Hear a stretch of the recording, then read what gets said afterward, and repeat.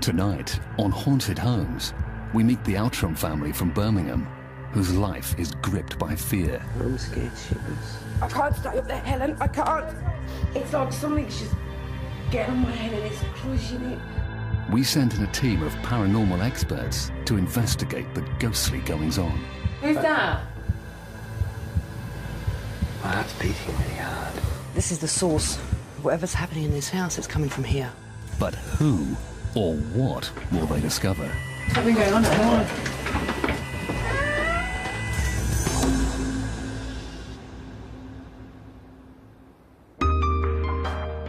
There's no place like home, except of course if you think yours is haunted.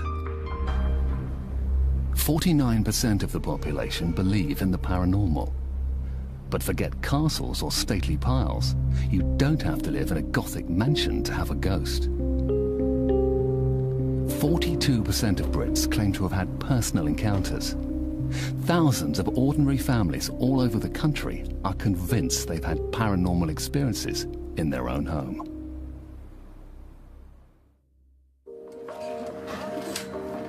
Hold tight, Gustav. Liz and Chris Outram have been together for 10 years. They have 4 children, Charlene 10, William 6, Christine 5, and 3-year-old Christopher.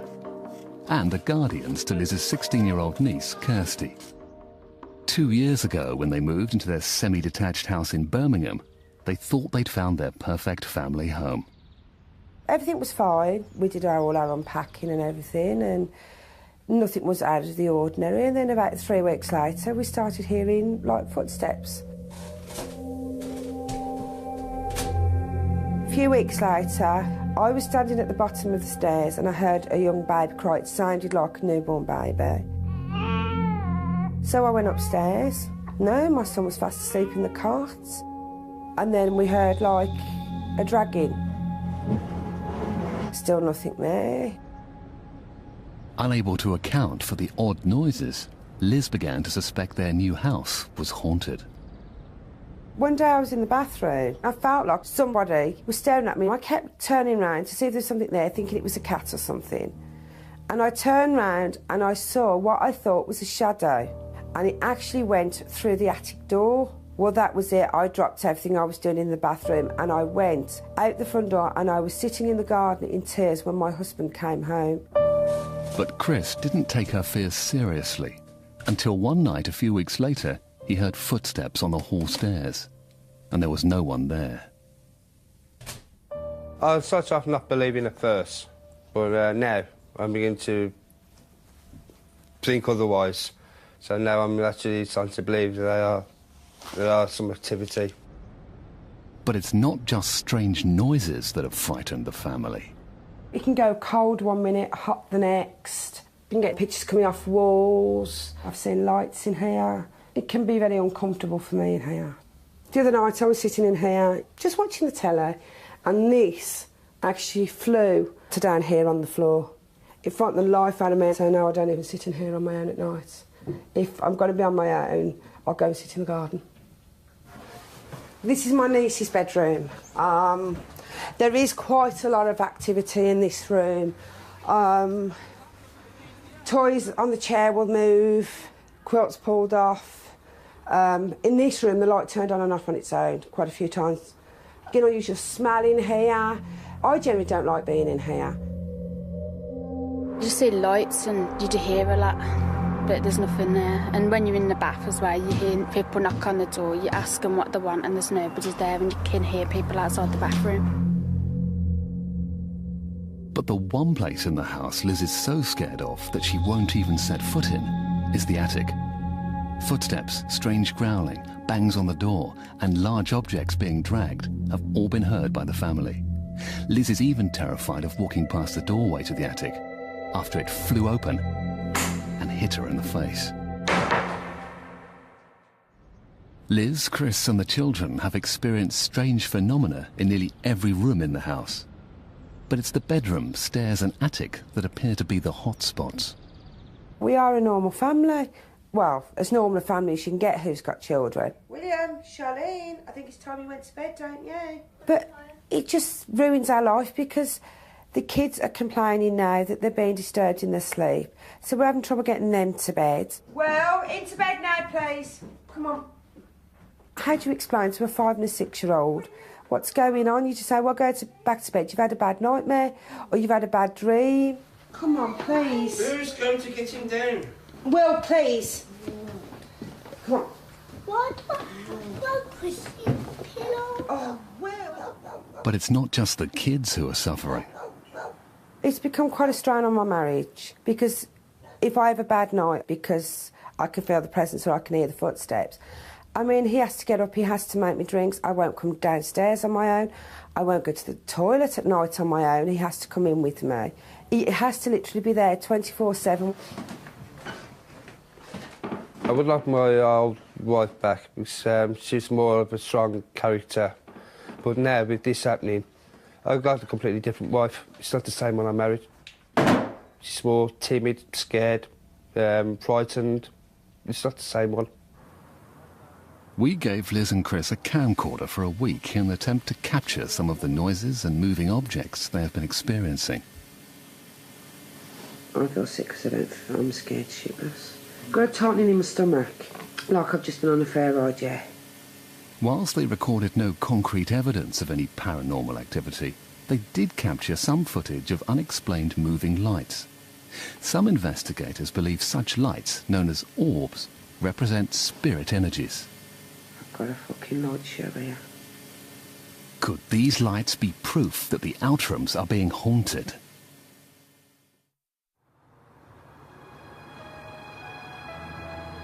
I mean, all I want to know is who it is and what do they want.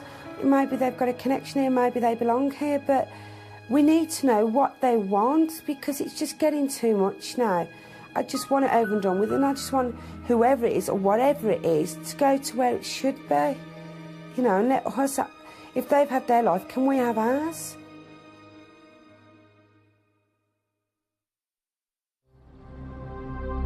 The Outram family are desperate to find out what or who they think is haunting their house. To help them discover what's going on, we're sending in 3 very different experts: a psychic, a paranormal investigator, and a professor of paranormal psychology. The team are experienced to tackle any home believed to be haunted. Mia Dolan is one of the UK's best-known psychics. Her book, The Gift, is an international bestseller, and she has over 21 years' experience in the paranormal. The list is endless of the paranormal problems in a haunted home. Anything to do with electricity, anything to do with temperature, anything to do with smells, sounds. We can go from the slightest thing, which is a draft of cold air, to a full manifestation at the end of the bed. Mia is regularly called out to private homes that the owners believe are haunted. It amazes me when people say they're going to go ghost hunting, so they go to the nearest, oldest building, like an abbey or a castle or a manor house. And yet most of my heaviest experiences have been involved in ordinary homes with ordinary people who are terrified. It doesn't matter the size or the price of your property. It is the land it is sitting on and the events that have gone on within that property. David V has been an independent investigator into the paranormal for over 17 years. He runs Ghost UK and researches and documents activity in suspected haunted homes all over the country. I actually take the more scientific approach when investigating ghosts. We don't go running after these spectral apparitions. We don't capture them, we don't rid them. We scientifically evaluate the existence of ghosts. We've had a lot of activity in this room. We heard footsteps running across the floorboards. During his investigations, David claims to have witnessed some unbelievable ghost hauntings. Over the course of 30 years that I've been investigating, I've probably got 100 photographs with genuine ghostly phenomenon caught on film. Professor Chris French is a world-renowned psychologist and author specializing in the psychology of paranormal beliefs and experiences. As the editor of The Skeptic magazine, Chris believes ghosts exist in people's minds. Scepticism isn't about dismissing the possibility that something paranormal might be going on. It's about saying, show me the evidence, convince me. And so far, I've never come across any evidence that has actually convinced me. When Chris visits homes suspected of hauntings, he looks for any obvious signs of hoaxing or natural explanations to noises in the house. These would be the stairs. When you were lying in bed, you actually heard footsteps The coming heavy up these footsteps, stairs. yeah. Right. Some of them do squeak a little bit. Once you've got the idea that your house is haunted, then virtually anything that happens, no matter how relatively mundane, is interpreted in terms of it's the ghost. I don't think that anybody that's looked into these kinds of issues seriously doubts that people have had weird experiences. Where the disagreement comes is how you interpret those experiences. None of our experts have met or had any contact with the Outram family. They have no idea where they live and don't even know their names.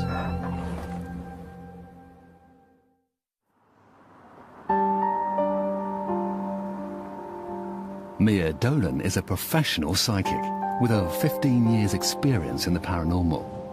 This is the first time she has seen Liz and Chris's house. She has no idea who lives here and has never met the family. Thank you for letting me come to your home. If it's all right for you, I'd like to be able to look around and judge for myself what's here. Because I don't want your energies interfering with whatever's in the rooms, if that's okay with you. Yeah, because fine. people think they just have a haunting, but they come in many shapes and sizes. Right. So before we do anything, we better find out what we got. In each room, Mia claims she is able to get an understanding on how best to deal with the situation. This is really interesting. Definitely got the feeling of something coming up and down the corridor. It's like banging, maybe banging over on this door or banging on a wall. And it's mischievous. It's definitely an adult, it's not a child. We've got activity here, so that's quite interesting for me. The family have all reported hearing footsteps and banging on numerous occasions in the hallway. I get a feeling I want to go up, but I'm not sure yet why. So anything that's happening is not centred in this hallway, but I am drawn to the bedrooms. It looks like the cat wants to get out. Mia is already picking up on what the family claim they've had to live with. This room's unhappy, even though it's a children's room, it's unhappy. And I'm sure the children would have said something's woken them up, they're hearing noises. It's not a very nice room for a children's room. It's a good job we're here. Each of the 4 children, plus Liz's niece Kirsty, have all slept in this room over the past 2 years. All except 3-year-old Christopher have reported being woken in the night. I don't think anyone could stay here a week without getting depressed. And I do feel sorry for the family, and I don't know how long they've been trying to get it sorted out, but this is not new. It's been going on for a long time. Mia has correctly identified that the Outrams have complained of this problem for over 2 years. For Liz and Chris, Mia's arrival is a mixed blessing. Well, it's getting to the stage where I don't think anybody believes us what's going on, to be honest, anybody that's been here. But I am worried that whatever is here could be stirred up and get worse. That's the only thing I'm worried about.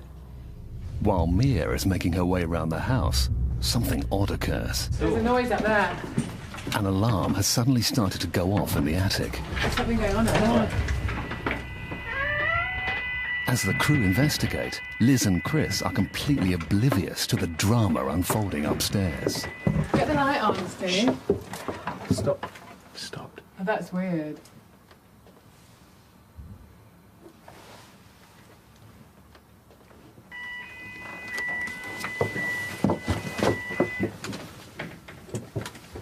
Get a torch. Torch.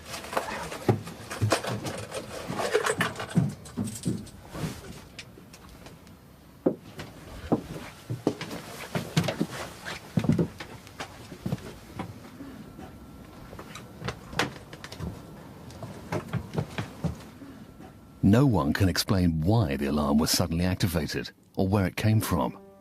And as Mia arrives in the attic, she senses a bad atmosphere in the room.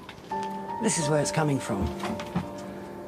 This is the source of whatever's happening in this house. It's coming from here. And it doesn't feel nice. It's very rare to find anything evil on Earth, very rare. And I wouldn't say this is evil. Not yet, anyway. After her tour of the house, Mia tells the family what she's discovered. Liz's reaction to the news is completely unexpected. The actual problem is stemming from upstairs. That's where the centre of it is. But it is in every room. I do think you've got a haunting. I do think we can sort it out. But Liz, it's been affecting you, your nerves. You've been depressed. And there's something from your childhood that you're bringing through now. It was an old man who's now in spirit. No, I can't. I can't. Sorry, darling. Sorry.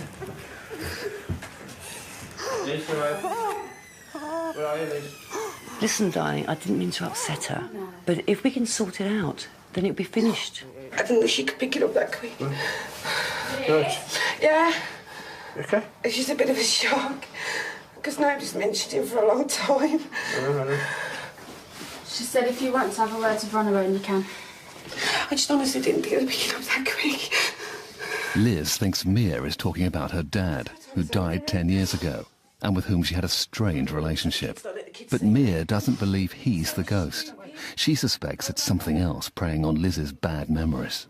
Often people don't want to think backwards. They don't want to go into their past and relive things. So they put them in the back of their memory and forget about them. But it's still as a way of clinging on. No, it's the fact that she picked up on that. I knew then she's a fraud. Do you know what I mean? Mm. As soon as she said she's picked up on an old man, I thought, here we go, straight away.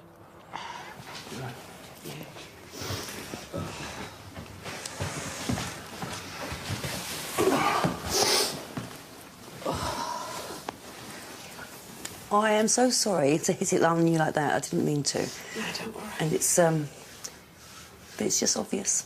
I know. I promise it's going to be a lot better. I promise.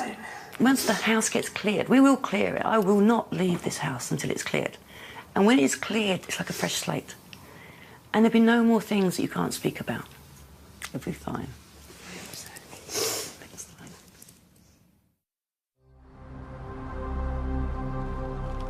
The house will now be taken over by the experts for the next 48 hours. The aim of the first night is to witness and record any ghostly activity with the help of independent paranormal investigator David V and his assistant Mark Webb. David runs an organisation which investigates reported haunted homes.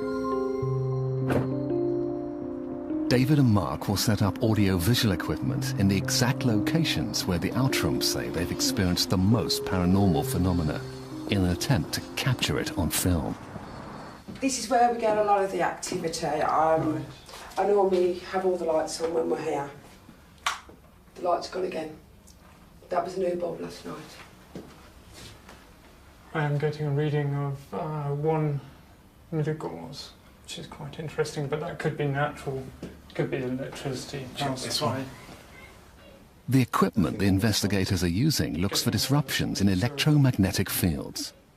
They believe high EMF readings are indicative of spirit activity, but these readings could also be caused by faulty electrics or proximity to power lines. I'll show you to my children's bedroom, but this area is one of the main parts that we get activity in. The lights will fuse and everything, you have footsteps. A lot of stuff happens on this part. Well, we're certainly getting a reading. This is going absolutely bananas. David is surprised by the sustained high readings he's picking up throughout the house. That's pretty amazing.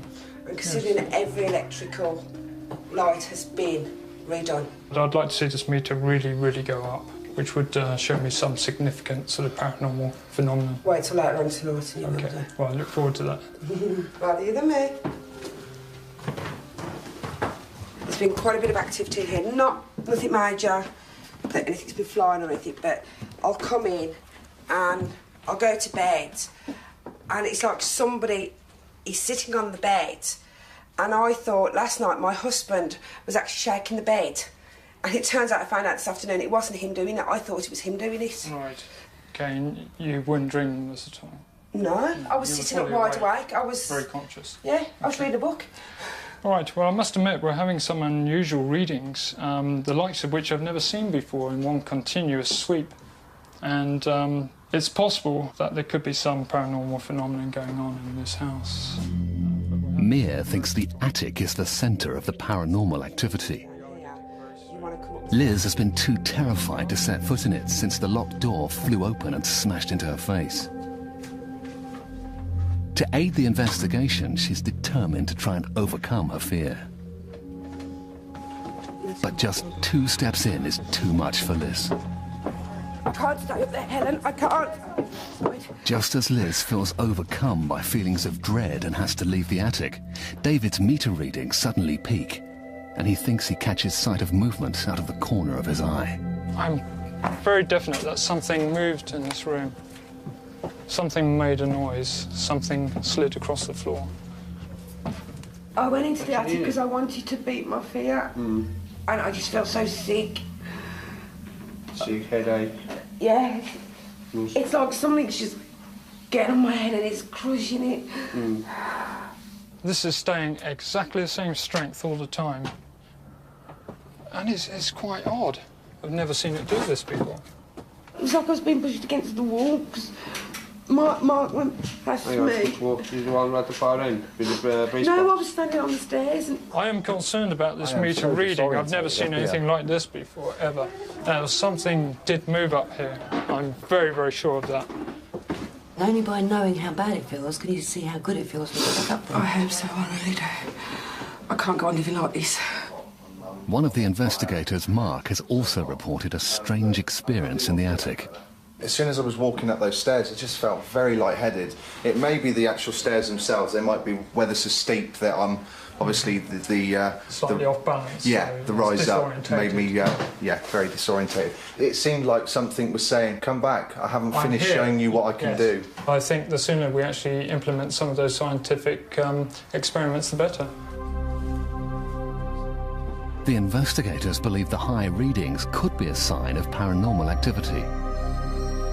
David is setting up a mini-disc player in the attic, which he hopes will capture electronic voice phenomena known as EVP.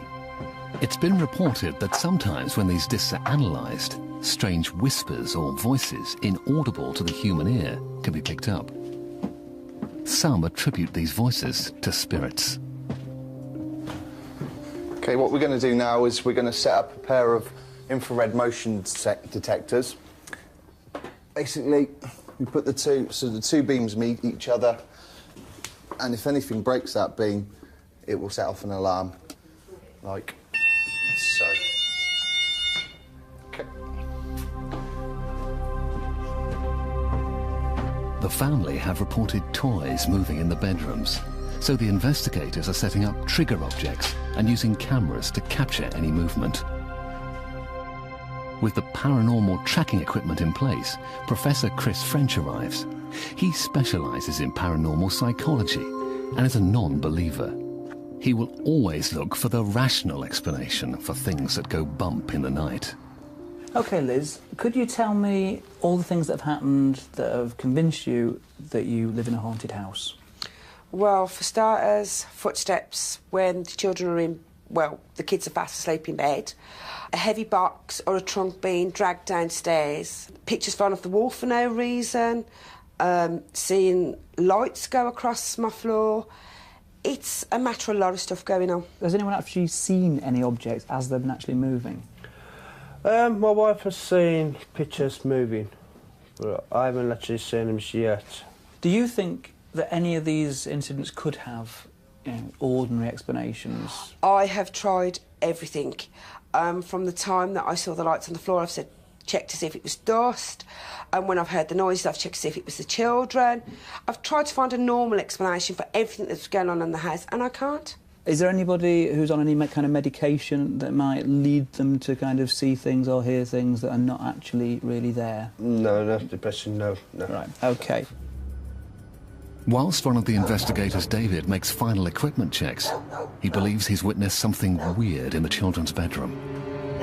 I was standing here observing this area when all of a sudden a little child's toy flew from this doll's house, hit this infrared sensor beam and fell right smack in the middle of the floor. And as you can see, it's just laying there, which is quite amazing. No one threw that. There's no one inside this room. David believes the toy was thrown in a straight line to land directly in the sensor beam. He thinks this strongly suggests the Outrams have been living with a poltergeist. Tonight's investigation will begin at midnight, and disturbed by the goings-on in the house, Mia asks the Outrams to leave. At 11 p.m, Chris French checks and records the temperature of each room. Just looking for any sudden temperature changes. So far, everything's very stable. Paranormal enthusiasts believe a sudden temperature change is a sign of ghostly activity. 24.4 degrees centigrade. Mia is convinced that the spirit trapped in the Outrams' home is a bad one. She believes the investigation team and crew could be at risk if they don't take proper steps to protect themselves. OK, now we're here and it's just gone midnight. And it doesn't matter to me if you don't believe in ghosts at this moment. And it doesn't matter to me if you believe in good and evil. But what does matter is that sometime during the night you could become scared. If you feel things and you see things that you cannot explain, you must believe it is happening. And with that belief comes choice. And the choice is between good and bad. And I want you to choose good. It's good, it'll be a good night. And it's interesting. But it's not a game.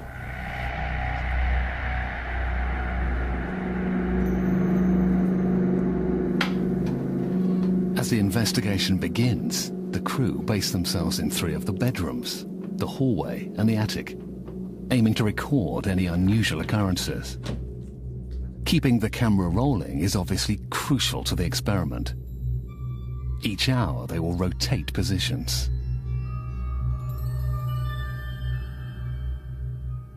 The aim of tonight is to discover what lies behind the Outrams' experiences.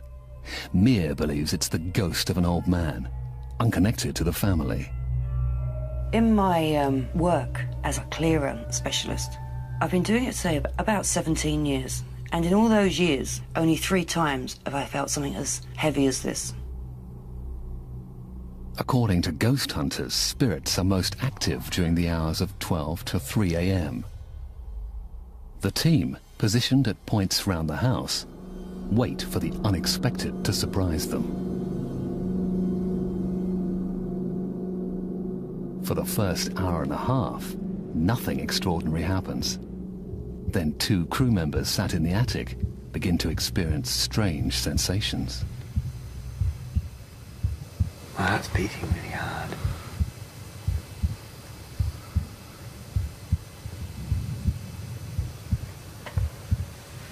It's like there's a pressure drop. Do you feel that? There's a pressure drop in. Can you feel it in your ears? Yeah. It's weird that, isn't it?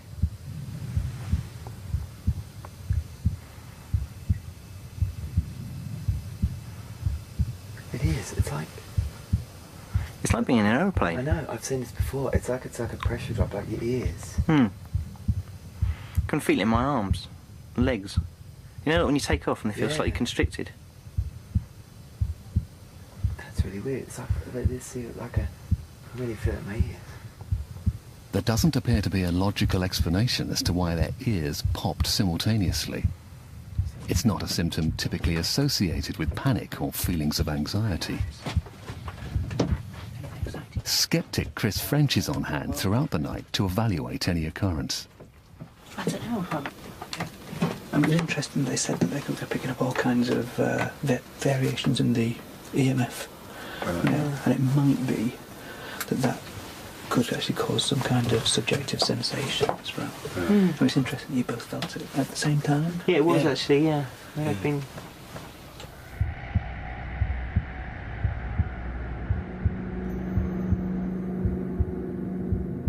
It's 2:20 a.m. One of the investigators has noticed something ominous happening in the attic. It's a little bit cold up here. There's a drop in temperature.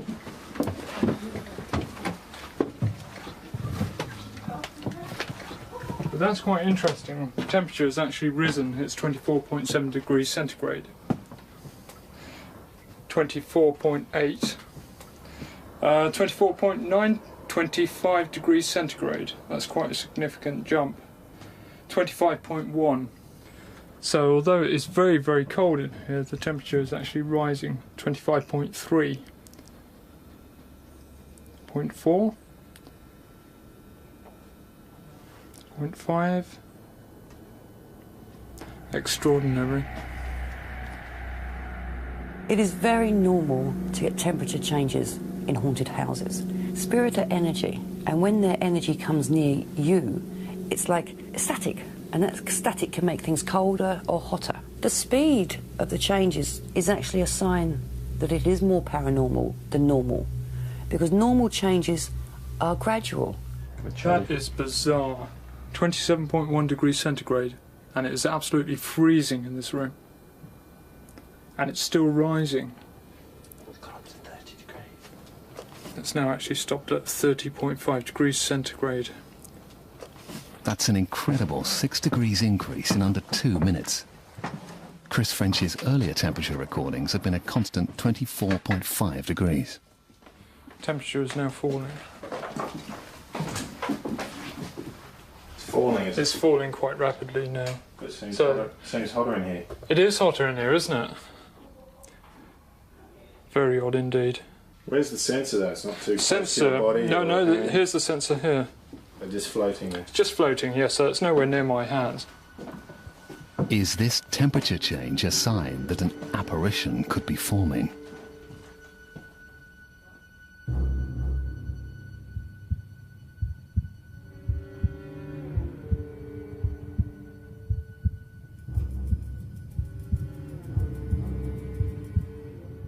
While everyone is sitting waiting, the executive producer thinks she's seen something in one of the children's bedrooms.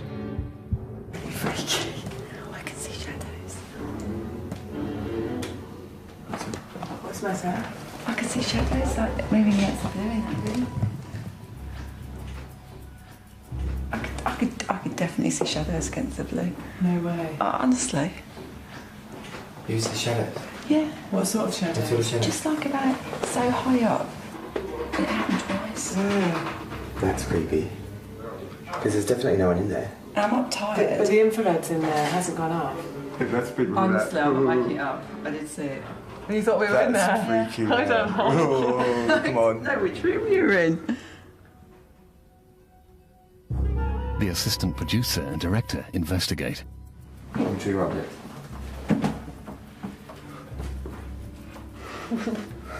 If there was something there, it's now gone.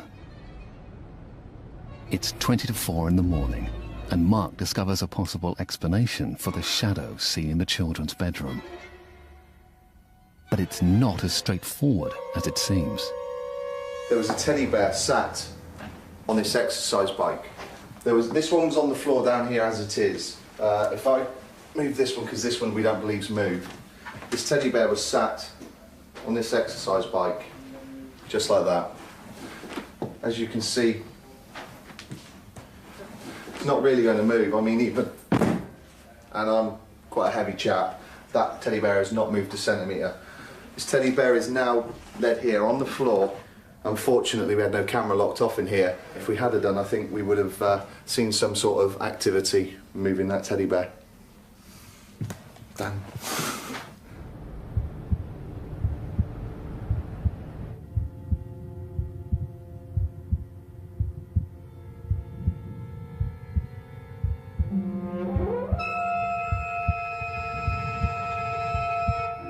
The booby trap cameras have been running for over 4 hours when 2 of the crew independently report seeing something out of the corner of their eye. Who's that? I just saw something. I just saw something out of the corner of my eye going under like that, and I was standing here. Stephen was sat there, and he saw the same thing. It was out of the corner of my eye. Now I don't know if it's just that I was playing tricks on us or what, but I did see some movement under there. And I said, I just saw something out from my eye. He said the same. We didn't feed each other, Did anybody have torches on or anything? No. Any light sources at all? Apart from that light. You know, it might have been, for example, plucking something out of the air. I mean, it might have been a car going past and headlights, you know... Yeah, but it looked like it was under that. But I mean, it might have just produced that kind of... You know, if the light was running across it... Fair enough. You know, that could no be. idea. I mean, that's not, you know... I'm not saying for 1 minute that's anything like a definitive explanation. But something like that, where you're not paying attention to what the cause is of the light or the source.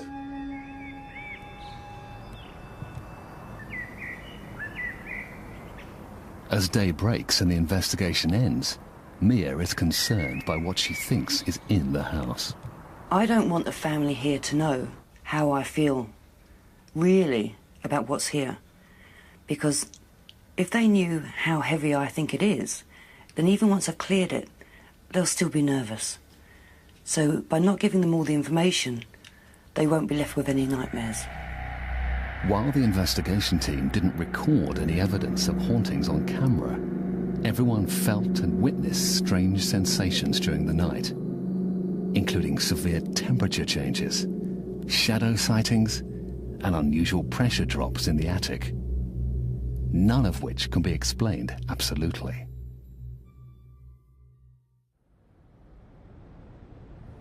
It's night 2 of the 48-hour investigation. At midnight, Mia will perform her clearing ceremony and attempt to banish what she believes to be the ghostly presence for good. Chris and Liz return home to hear our experts' theories about what they've been experiencing. This is the first time they've been in the house since the investigation began. You ready to go? Yeah, I'm ready, I think. Ready?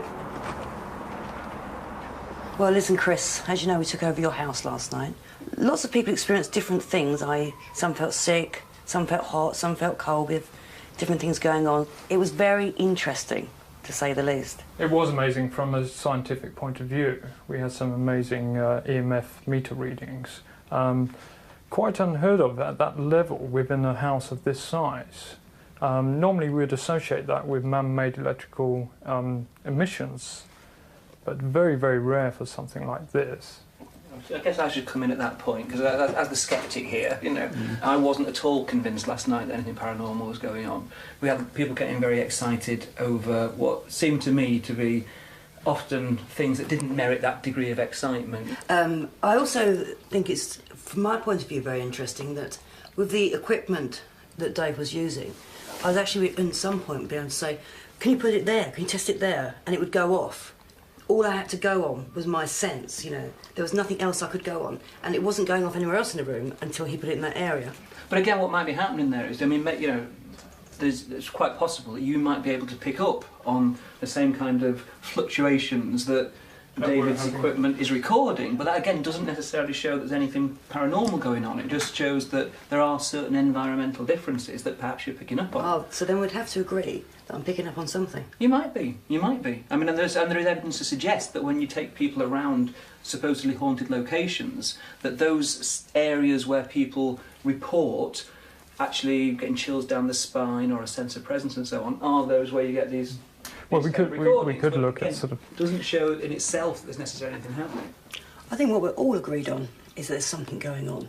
What we're not agreed on is what it is. What it is, absolutely.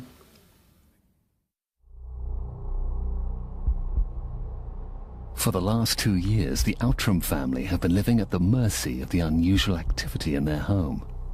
Tonight, Mia will perform what she calls a clearing ceremony. But she believes it's not without risk. It's only when it really doesn't want to go, you've got problems. And it's a battle of wills. It's a battle of not losing concentration, believing in yourself, and never, ever getting scared. Mia believes the attic is the heart of the spirit activity. This is where the clearing will take place, and it's the first time Liz has been up there for 6 months. I'm looking forward to trying getting rid of whatever it is, but I'm nervous of what we'll possibly see tonight or what we'll hear.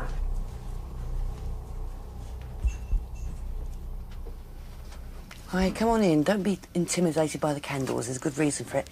When you're dealing with spirit, that any energy can interrupt them. Electricity is the same sort of thing. So we try to minimise as much electricity as possible. Mia is about to attempt communication with the spirit and identify why it's been haunting the Outram family.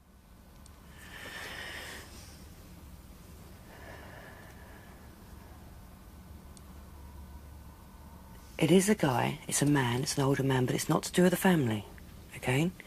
And this man has been associated with this area for a long time. Now, it's negative, but it's not evil. And I'm also getting this area as if it was open land and there's water and like a stone chapel or a stone building. So this is obviously a long time ago. And I think there may have been a hanging place around here. Now, this man, when he was alive, was in charge. He was in charge of people. That was his job. And for some reason, he wouldn't leave it when he left. And so while he's stuck here, he's been trying to order people about or get them to be noticed, get them to do what he wants them to do.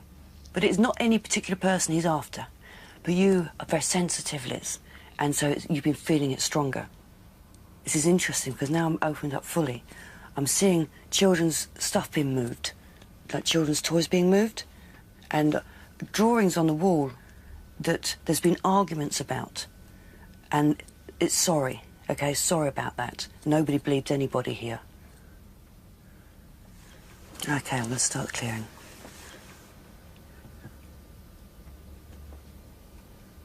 What I'm doing now is I'm opening wide up and pulling it into the room. And now my guide, Eric's here. And this is very bizarre for you to understand, but my guide takes the person over. I act as an actual anchor for it.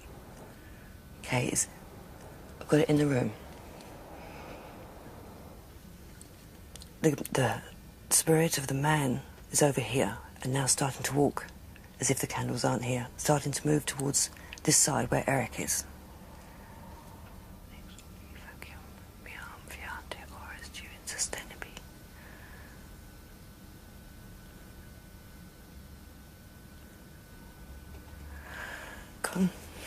Go on. Oh. How did you feel when I said to you that it was coming down here? I could feel it. Yeah, because it's right by you. I didn't want to freak you out. That's why my hands stuck to my feet. I could feel it so it passed. What was he saying about the children's toys? There was children's toys in the attic. They've been moved. And what about the drawing on the wall? When my sister's kids were living here, they kept blaming each other for the drawing on the wall. And there was arguments, there was fights over it. It was in the children's bedroom. We had to paint over it, didn't we? Yeah. Mia also felt the spirit had some link to a nearby hanging place. There's a road not far from here known as the Tyburn Road. And that was supposed to be notorious years ago as a hanging road. Oh, was it? Yeah. How are you feeling? Relieved. It sounds like I don't feel that uncomfortable in here now. No, it's changed. Yeah. It takes a couple of minutes as it changes over. But to me, it feels softer in here. The headache's going as well. Finished. It's over. It's going to take me a bit of time to get used to. Mia claimed the area where the Outrams live used to be fields, and that there was a stone chapel nearby. On further investigation, we discovered it did used to be open land. We found no record of a stone chapel, but we did learn that in the 18th century the area was the centre for Birmingham's Catholic community. With the clearing over, Mia hopes the family can now move forward with their lives. There is no presence left in that house. As long as they don't, shall we say, frighten each other, they'll be fine now. For skeptic Chris French, there never was a presence in the house. I've seen nothing, I've heard nothing, and none of the things that have happened to anybody have struck me as being so impressive that you think, my God, maybe there really is a ghost here. I think they've all got perfectly ordinary, I'm afraid rather boring explanations. The independent investigators' high meter readings have caused a difference of opinion. I did at first think they had a poltergeist manifestation. But on reflection, I think it could be down to natural environments. There have been a few activities in the house which can be scientifically explained, but there's also been a few which I don't personally feel can have been attributed to science or natural occurrence. I would suggest that there is something in this house. With each of our experts coming to a different conclusion, we return to the Outram family home 2 weeks later to see if their strange occurrences have gone. Yeah, but that overtake me. I didn't know what I was going to feel. And that night that she did the clearing, I could actually feel the spirit pass me on my hand. And I thought, no, I'm not frightened anymore. I know it's gone. But it's such a change. The house is so uplifting now. It's a happier place to be. And they've reported no more unexplained noises haunting them day and night. I don't know what we was expecting to happen, but when we walked in the house after coming back after the night that Mia had been, everybody just totally realised the atmosphere of the house was so calm and everything, even friends that had been around noticed it. I was relieved. Relieved it's over and done with. I got my wife back. It's completely different. She's a different personality. Who helps us get out of Cruella de Vil's house? The clearing has also helped Liz lay ghosts from her own past to rest. I think now the nightmare's over, we can start rebuilding our lives and getting on to what we should be, a normal family. What movie am I from? E.T.